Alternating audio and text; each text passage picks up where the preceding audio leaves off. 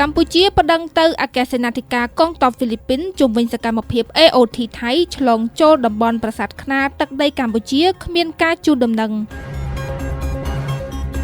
នាយឧត្តមសេនីយ៍វង្សពិសេសអគ្គមេបញ្ជាការនៃកងយុទ្ធពលខេមរភូមិន្ទបានដាក់លិខិតប្តឹងកាលពីថ្ងៃទី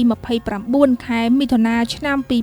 2026ទៅនាយឧត្តមសេនីយ៍ Romeo Esperner Jr. អគ្គលេខាធិការកងទ័ពហ្វីលីពីនអំពីសកម្មភាពរបស់ក្រុមអ្នកសង្កេតការណ៍អាស៊ានប្រចាំប្រទេសថៃដែលអមដោយកងកម្លាំងប្រដាប់អាវុធថៃបានឆ្លងចូលដែនអធិបតេយ្យភាពរបស់កម្ពុជាក្នុងតំបន់ប្រាសាទខ្នាតដោយគ្មានការសហការជាមួយភាគីកម្ពុជា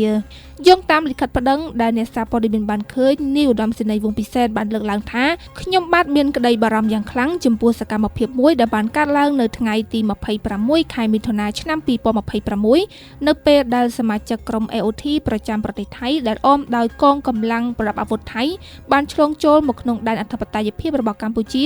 នៅតំបន់ជិតប្រាសាទខ្នាតស្ថិតក្នុងសង្កាត់កូនគ្រៀលក្រុងសំរោងខេត្តឧត្តរមានជ័យព្រះរាជាណាចក្រកម្ពុជាដោយគ្មានការជូនដំណឹងជាមុនឬការសហការជាមួយភាគីកម្ពុជានៅកម្រិតណាមួយឡើយក្នុងលិខិតដដែលនោះអគ្គមេបញ្ជាការកម្ពុជាបានលើកឡើងថាក្រៅពីបានចូលមកក្នុងដែនអធិបតេយ្យភាពរបស់កម្ពុជាដោយគ្មានការអនុញ្ញាតពួកគេបានបន្តធ្វើសកម្មភាពដាំកូនឈើផ្ទុយទៅវិញភាគីកម្ពុជាតែងតែអនុវត្តរាល់សកម្មភាពសង្កេតការណ៍របស់ក្រុម AOT ដោយបានជូនដំណឹងទៅភាគីថៃយ៉ាងម៉ឺងម៉ាត់នៅគ្រប់កម្រិតពាក់ព័ន្ធកងយុទ្ធពលខេមរភូមិន្ទបានបញ្ជាក់ជាបន្តបន្ទាប់យ៉ាងច្បាស់ថាតំបន់ពាក់ព័ន្ធខាងលើស្ថិតក្នុងដែនអធិបតេយ្យភាពរបស់កម្ពុជាដោយមានបង្ហាញក្នុងផែនទីភ្ជាប់ជាឧបសម្ព័ន្ធខទោះបីជាកម្ពុជាបានបញ្ជាក់យ៉ាងច្បាស់លាស់អំពីទីតាំងនៃតំបន់នោះក៏ដោយក្រុម AOT ប្រទេសថៃដែលអមដោយកងកម្លាំងប្រដាប់អាវុធនៅតែចូលមកក្នុងដែនអធិបតេយ្យភាពរបស់កម្ពុជាដោយមិនបានជូនដំណឹងឬស្នើសុំការយល់ព្រមពីភាគីកម្ពុជាតតែសោះកងយុទ្ធពលខេមរភូមិន្ទចាត់ទុកសកម្មភាពទាំងនេះមិនស្របទៅនឹងគោលការណ៍អព្យាក្រឹតភាពការកសាងទំនុកចិត្តនិងការគោរពគ្នាទៅវិញទៅមកដែលជាមូលដ្ឋានគ្រឹះនៃការបង្កើតយន្តការក្រុម AOT តតែសោះរាល់សកម្មភាពដែលធ្វើឡើងលើសពីដែនសមត្ថកិច្ចដែលបានឯកភាពគ្នាជាពិសេសនៅតំបន់ព្រំដែនដែលមានភាពរសើបអាចបង្កហានិភ័យដល់ការបំផ្លាញទំនុកចិត្តដែលភាគីទាំងពីរបានខិតខំកសាងយ៉ាងលំបាកនិងអាចប៉ះពាល់ជាអវិជ្ជមានដល់កិច្ចខិតខំប្រឹងប្រែងដែលកំពុងបន្ត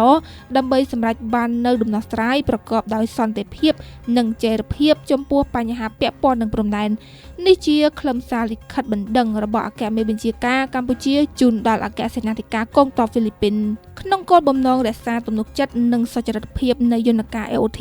អគ្គមេបញ្ជាការកម្ពុជាបានស្នើសុំការគាំទ្រពីអគ្គសេនាធិការកងទ័ពហ្វីលីពីនក្នុងការពិនិត្យឡើងវិញចំពោះសកម្មភាពខាងលើនិងធានាថានាយទាហាននៃក្រុម AOT ទាំងអស់គោរពយ៉ាងម៉ឺងម៉ាត់តាមលក្ខខណ្ឌយោងដែលបានឯកភាពគ្នាព្រមទាំងរក្សាអព្យាក្រឹតភាពដែលបានរំពឹងទុកក្នុងបេសកកម្មនេះ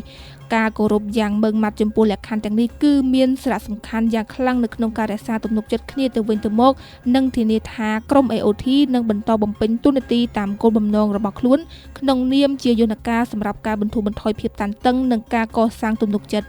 នាយឧត្តមសេនីយ៍វង្សពិសេសបានគូបញ្ជាក់ថាកងយុទ្ធពលខេមរភូមិន្ទនៅតែបដិញ្ញាចិត្តនៅក្នុងការបន្តកិច្ចសហការយ៉ាងជិតស្និទ្ធជាមួយកងទ័ពហ្វីលីពីននិងភាគីពាក់ព័ន្ធទាំងអស់ដើម្បីរក្សាសន្តិភាពស្ថិរភាពនិងកិច្ចសន្ទនាប្រកបដោយភាពវិជ្ជមានរវាងកម្ពុជានិងថៃ